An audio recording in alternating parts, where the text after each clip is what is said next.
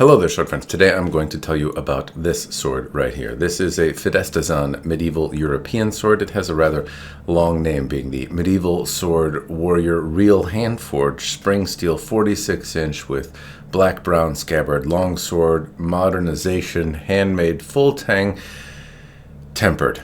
That's a mouthful, but I'm going to call it the medieval longsword from Fidestisan. And they did actually send me two. This review is going to focus on one. There's a slightly lower end model for around about $190, and this version is a little bit of a ranger sword, if you will, inspired piece, and it is around $245. Now, before I get into the rest of the review, I want to talk about some disclaimers here. One, I am not a student of HEMA. I don't know how to move this around really proficiently. I do study swordsmanship of a different variety, but it doesn't happen to be this. So if you see me looking a little clumsy, that's why I am.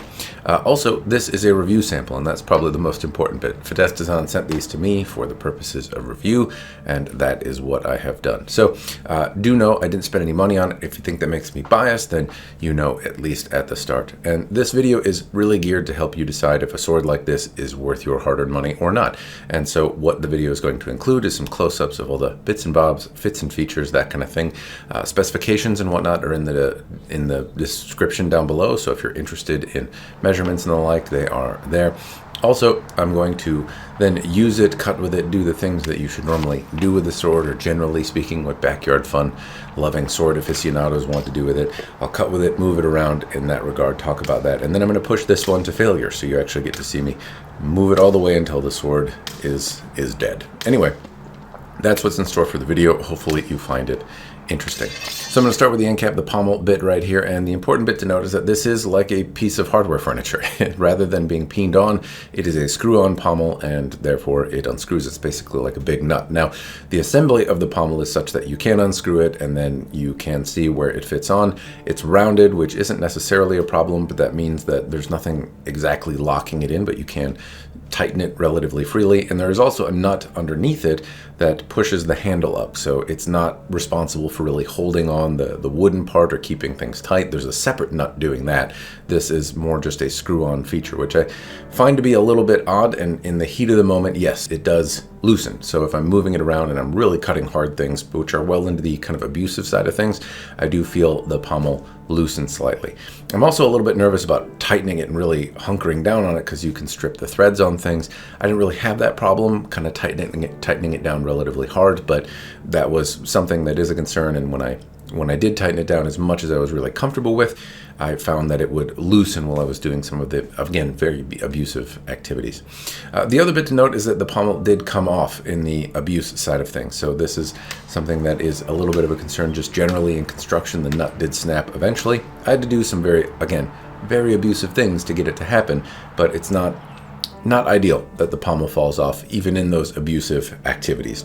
Bending a sword, twisting, maybe even breaking the blade, but the pommel coming off is never exactly ideal. So do know that. Now, that's about the worst side of the pommel there. However, in terms of shape, it's shaped a bit like a doorknob, and I happen to like doorknobs in terms of pommels. I can move my hand around it, I can grab the pommel, I can hold it in just about any direction.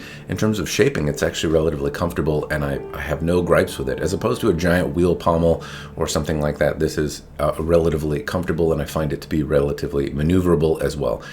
It's a mini version of the doorknob on the Tyrolean, somewhat, which is a larger Albion two-handed sword, and I kind of started to really appreciate the simple doorknob-looking pommel on that sword, and I would say I still appreciate it here. So I'm not really griping about the shape. As we move up, though, the transition to the grip is not great. It more or less looks like repurposed Ito of some kind has been used to wind the scabbard, and so the transitions that run up to it are just not as sightly as I guess I would like to see.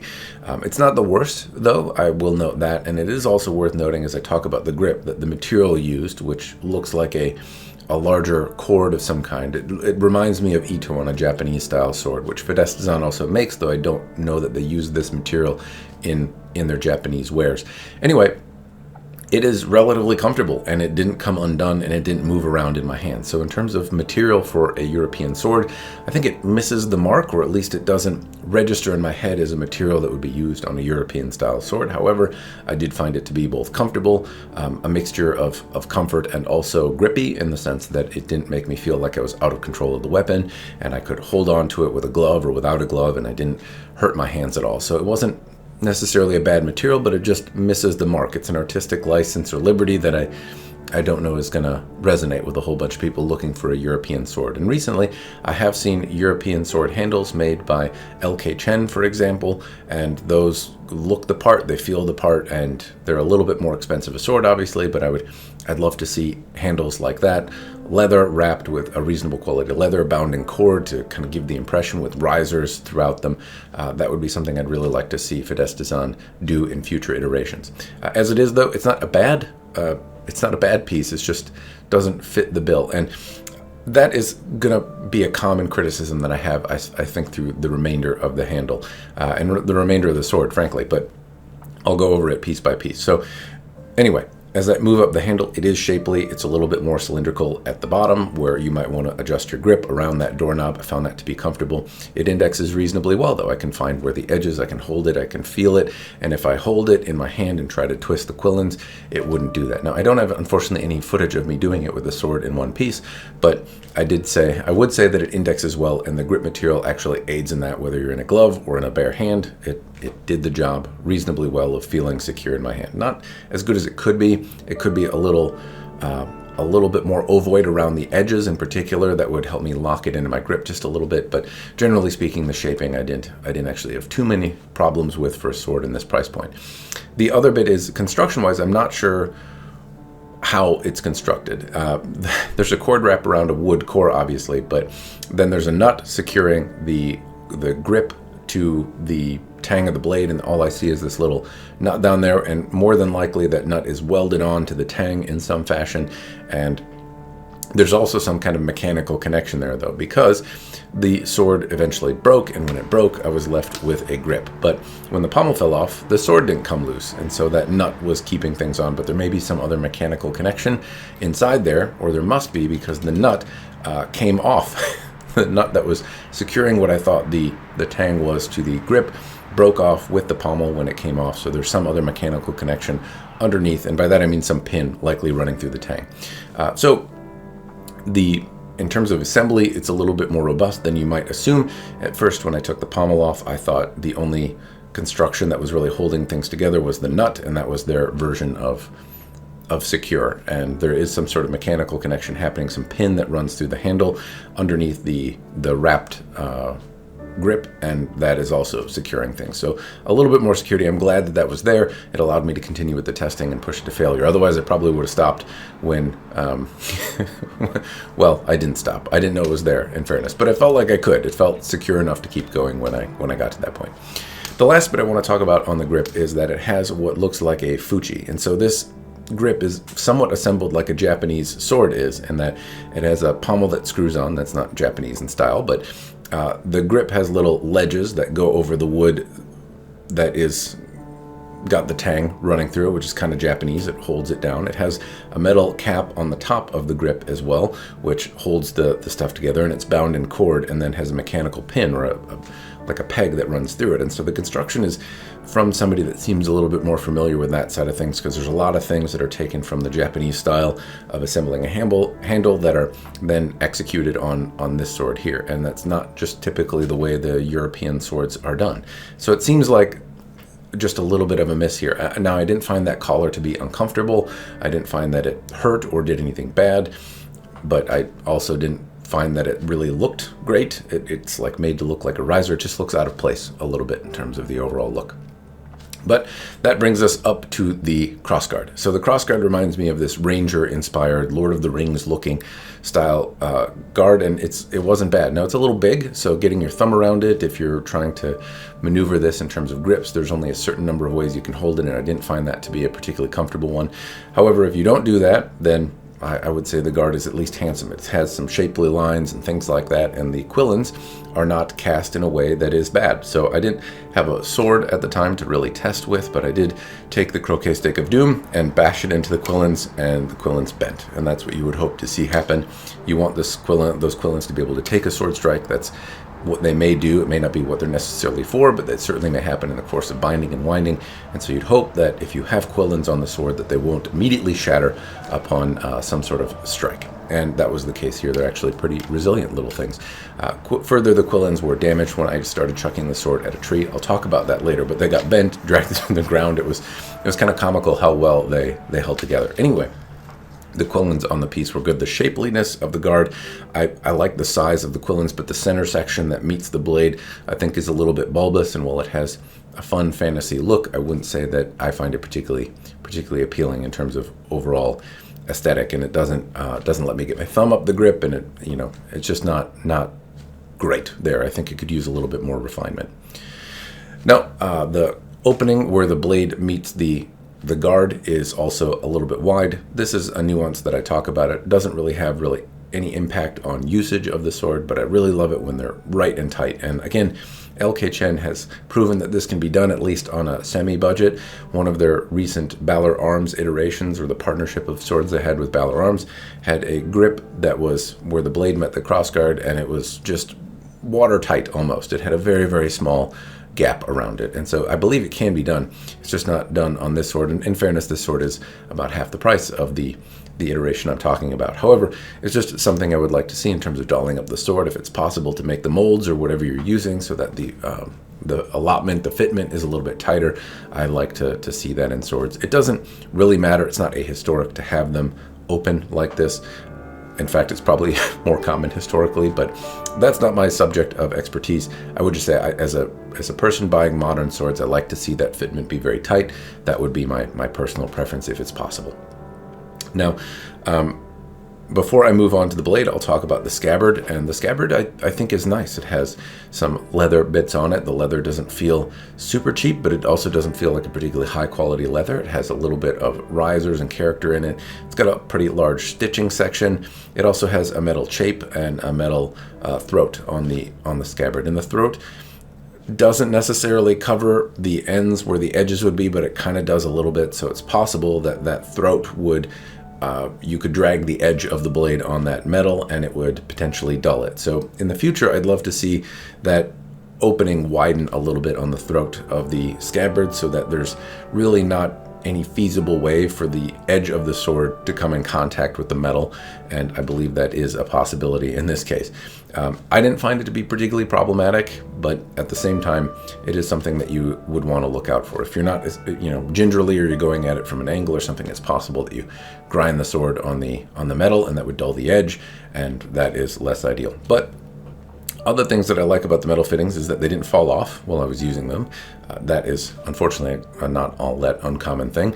Also, the little chape, the end bit, is kind of pinched in such a way where it doesn't look like it has giant ledges that are going to catch on things. So if I'm wearing this around and you have some sort of Renfest garb, or you happen to be out and about with it, I don't like it when the tail end of the scabbard has hooks on it. And that's because if you're walking around and there's there's tassels on a table or something, you could very quickly have bull in a china shop kind of situation that would be very unfortunate. So I like that they at least are pretty tight in with the chape, and it seems to be really relatively well fashioned. But there are some mixtures in terms of textures. So the metal on the fittings looks a little brighter in some cases than the handle, and so if there was symmetry between them, that would also be appreciated. I don't know that that's historically necessary or anything, but it is something that I personally like to see in modern reproductions. Otherwise, scabbard fit reasonably well. It didn't fall out right away, but it was also easy to draw. It looks, I guess, appropriate. And again, this is a $245 sword with the scabbard that has metal fittings and little risers in it, and kind of a leather look to it. So all in all, it's a compelling package, because there are a number of sword manufacturers that sell you a sword and it comes with no scabbard, and you have to go buy one, and it could easily cost more than $245. In fact, most of the places that you can have a scabbard made probably are in the, close to $1,000, or $500 to $1,000 anyway, in terms of what it would cost to get a scabbard made at a relatively simple level. So anyway, coming with a scabbard, not a bad thing, even if it does have some opportunity for improvement. Now I'm going to move on to the blade, the pointy stabby part. And this is a little bit to me like a Geon that's been made into a European sword. And it's a little thicker. The tip isn't sharpened exactly. It was like the version of reinforced was, rather than do it kind of metallurgically and swell the tip a little bit and still have it sharpened, it was just not particularly sharp. So the tip held up well in some cases, but I digress. Anyway, it has some profile taper. It has a fuller that runs up. The fuller termination was not too bad. The heat treatment on the blade also seemed to be relatively decent. Later you'll see me abuse the hell out of it, and it, the blade itself held up reasonably well in terms of the edge and whatnot. It doesn't have a lot of distal taper though. It goes a little bit thicker, and it seems a little bit more like a Geon that's been made into a European sword, or kind of started that way, rather than having the dynamics and profile of a European sword. But that just could be my impression. I don't necessarily have like a historical basis to say that, but that's the kind of the feeling that I get from it. Now, the other problem that I'd have with the sword is that when I was using it, it started bending near the crossguard area. And so I was trying to bend the sword, and that's kind of when I noticed by slapping it on my stand that the blade would bend a little bit. Not a lot, honestly. It was quite tolerant. However, when I went to slap it on the stand, I started to notice that it would start canting off. And so that tang area under the crossguard is not where it exactly needs to be. It's a pretty uncommon thing for them to start bending there. It's obviously a high stress area for a sword, but it's also very uncommon for them to bend at that area. So there's, again, opportunity for improvement there in terms of the blade, but I'll talk on that more. In terms of other notes on the blade, it has a satinish polish, something easy to address if you wanted to touch it up with Scotch-Brite pads or something. It wasn't a polish that was particularly hard to do. It also had one bevel, and I didn't feel like the sword was like hair-popping razor sharp, but it felt sufficiently sharp. And when I cut water bottles and stuff with it, there were times where I could do some pretty easy cuts with this sword on like milk jugs and stuff like that without needing to really wind up. I could get some pretty clean cuts. So the edge was sufficient, and if you really want to be particular about the edge, it came at a point where I don't think it would take much work to really get it hair-popping sharp. Otherwise, shape-wise, it just kind of lacked a little fun in terms of moving it around. It wasn't necessarily a bad shape, but it looks like what somebody who makes katana and Geon would think a European sword would be like, rather than basing it on a little bit more exposure experience to some other European blades. But the eye is there, and I appreciate some of the artistic interpretation, but this one seemed to just a little bit be a miss for me in terms of how it all came together. Anyway, I'm going to move on now to like moving it around. It's not uncomfortable, but it is a stout feeling sword for its size. There's an opportunity here to be lively. I've had some other Fidestisan swords, and they've actually felt pretty good when they're operating a little bit more in the lanes they're familiar with. This one I didn't feel like was anything that wowed me in particular, but I can't say that I necessarily minded it for the money. $245, again, is not a lot of money, and so there's some concessions that you might expect to make in that price category. However, it's also a very competitive market, right? And I've been shown that $400, which is obviously quite a bit more expensive, that may be out of the budget. If your budget is $245, then I don't have a comparable example, but for $400, the Balor Arms LK Chen collaboration of the Templar sword, which again is a different style sword, but at least showed me that there are swords in that price point that kind of capture the spirit of the historic relics that are available, and you feel a little bit more like a sword, and can be made in China at a budget. And so anyway, I think that this one just misses that spirit, and I would have loved to see it. It doesn't have to be that. There's a little bit more fantasy inspired, but dynamically it felt a little bit more cumbersome than I would like it to, rather than lively in the hand, which I think this sword absolutely could have felt like. Anyway, cutting, if I talk about pool noodles, it didn't cut them really easily unless I swung well and had a good alignment. But if I did, then I could cut the pool noodles. Bottles, it actually surprised me on. I expected it to bat them around quite a bit more, but there were a number of good cuts that I was able to execute. The edge, again, just isn't razor sharp, and so I wasn't expecting it to really perform like that. But in a number of cases, if my edge alignment was good and I prepared for it adequately, I was able to get some pretty solid cuts, leaving the base of the bottle on the stand. Other times I would just bat it around. Now, Those are the things that I did that are not abusive. The sword performed reasonably well. I had no real complaints. I didn't notice anything bending, twisting. I didn't notice the pommel loosening. So if you're doing this kind of activity, I thought it held up reasonably well there. But I'm moving into the abusive territory now. And so when I started cutting branches, thicker branches right away, I noticed that things started loosening up. I didn't notice any bending, but it cut actually pretty deeply into the branches. I didn't notice any problem there, but I also didn't notice a lot of shock or irritation in my hand, so it held up to that kind of activity reasonably well.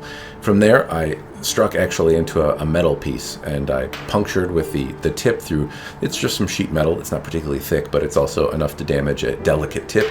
The tip had absolutely no problem. Several strikes into the sheet metal and into the wood beneath it. And then when I struck it into the sheet metal on the edge diminished a little bit, but nothing that wouldn't potentially, be somewhat easy to sharpen out. It's not to say that it's going to be necessarily easy, because it did chomp in like a 0.5 millimeter or so, but it wasn't actually that bad for cutting into sheet metal. And again, it cut into the sheet metal pretty well. Then I slapped it on the side of my stand, and that's where I noticed some bending. So the blade would bend just a little bit, not a lot. It's within the realm of spring steel, but I would have loved it if I didn't see any bend in the blade from slapping it hard on the stand. And the deeper concern is this is where I started to see it bend at the tang area, at the juncture beneath the crossguard. From there, I went and I tossed it at a tree several times. I know it's abusive and it's silly, but it kind of represents like I'm on a horse striking and somebody yeets it out of my hand, or I drop it or something and it flings far away. And I hope that the sword is going to survive this activity. But the sword is not supposed to be thrown at a tree, and so it's not surprising if rattles develop, if the sword bends, if the quillins deform. Those are all things that I'd expect, but things that I don't expect are breaking, pieces falling off, that kind of stuff. And so the sword actually held up reasonably well. It didn't get really damaged, but some of the quillins definitely got moved around quite a bit, and it showed me that the quillins are pretty durable. I think there was one where I made it between two trees, and the sword, quillins each hit a tree, and it was a little bit comical. The sword actually held up reasonably well, though. But in terms of striking another tree with the sword and just kind of whacking it around to see, after I had abused it by throwing it at a tree, how well it would hold up to just striking at a tree itself, a big dead one that I have in the lawn.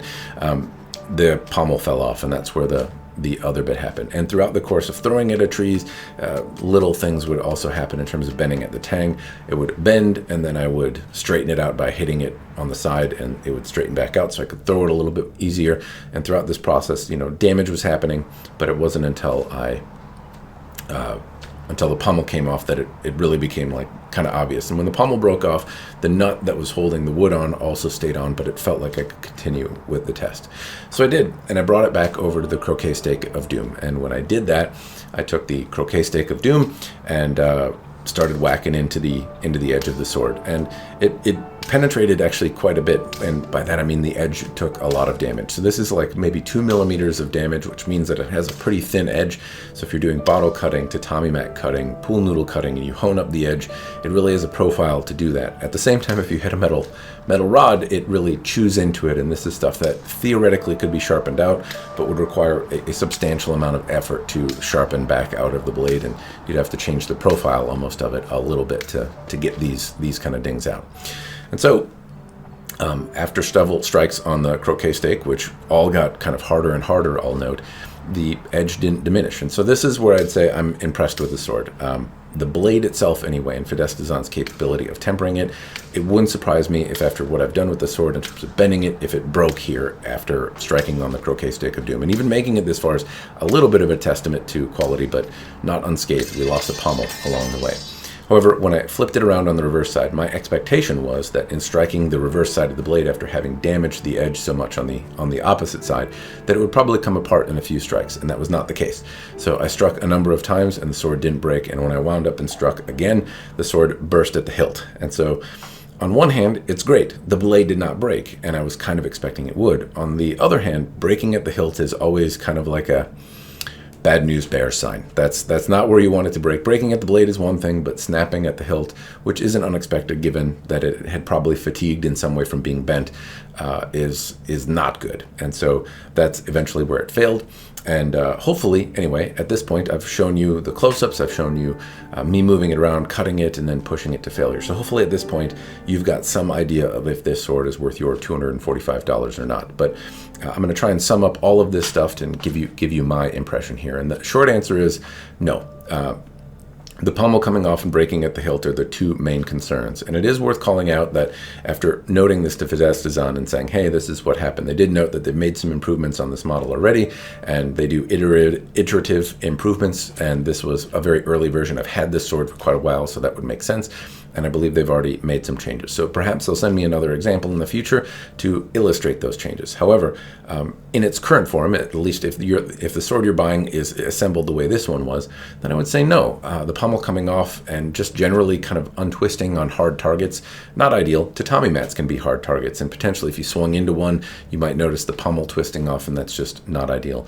I'd love to see some changes in the grip as well, ditching the little collar thing, maybe going with a little bit more traditional assembly. I have no objection to the pin in there, though. That helped hold things together in a way that I think would have stopped the test otherwise. So I wouldn't say that that's a bad addition to have. The quillins, whatever they're making out of them, keep it going. They seem to be durable, but maybe change the shape a little bit to be more ergonomic for those folks that want to use this as a practice tool. The scabbard, I really don't see too much of a problem with for the money. There's obviously a ton of opportunity for improvement and tightening things up and changing the shape around so that there's no possibility for metal to grind on it. But overall, I'm happy one exists.